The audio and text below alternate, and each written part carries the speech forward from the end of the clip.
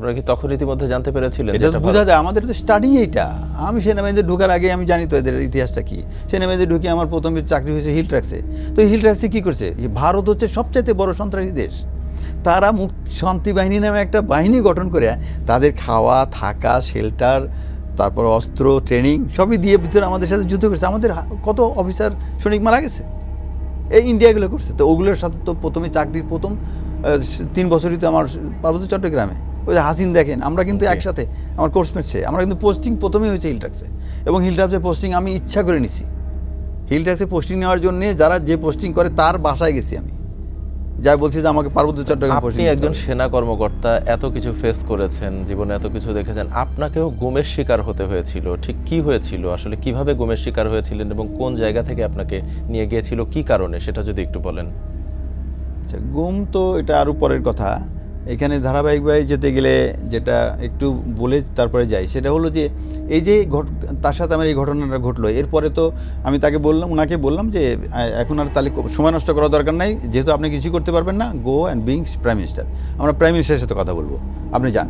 তখন উনি কিন্তু গেলেন এবং যাওয়ার সময় কিন্তু আমার অনেক সময় হাত ধরে রাখছে যে আজকে তুমি বাঁচাইছো। যেভাবে অফিসাররা তার উপর চড়াও হতে যাচ্ছিল আমি ঠেকাই দিচ্ছি, জাস্ট এরকম করে বলছি খবরদার, এটা পরিকল্পিত ঘটনা এবং তারা চায় যে আমরা মারামারি করি, আমরা মরি, এটা করা যাবে না। ও মাথা ঠান্ডা রাখো, সলভ করো এবং আমাকে কথা বলতে দাও, তোমাদের কারো কথা বলতে হবে না। ঘটনা তো ওইরকমই হয়েছে। আমি কথা বলার পরে কিন্তু তেমন কথা বলার কিছু ছিল না। ভারত চাই এটা, হ্যাঁ ভারত এটাই চায়। তখন ওনাকে বলার পরে উনি তখন গেলেন প্রাইম মিনিস্টারকে আনতে, আর আমাদেরকে বললেন যে তোমরা ইয়েতে যাও, সেনাকুঞ্জে যাও, আমি ওইখানে আসবো ওনাকে নিয়ে।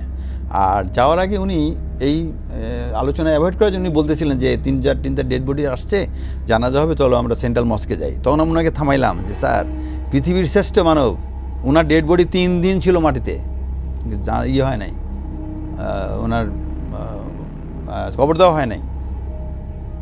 এবং কবর দেওয়া হয় নাই যে সমস্ত কারণে, তার মধ্যে অন্যতম কারণ ছিল যে লিডারশিপে কে আসবে, এটা ডিসিশন হতে হবে। মানে যে কোনো একটা জিনিস নিয়ন্ত্রণ যারা করবে তাদের এস্টাবলিশ করে তারপরে ওনার ডেড বডি কবর দেওয়া হয়েছে।